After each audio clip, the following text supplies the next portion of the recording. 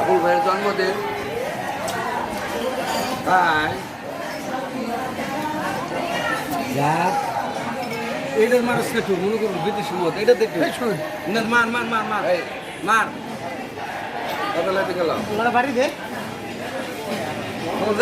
আমরা আজকে যার জন্মদিনে আমরা আজকে মার আচ্ছা যার জন্মদিনে আমরা এখানে আজকে সেলিব্রেটি করতেছি।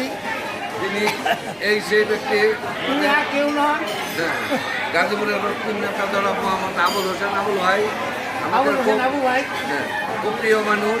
হ্যাঁ আবুল ভাই,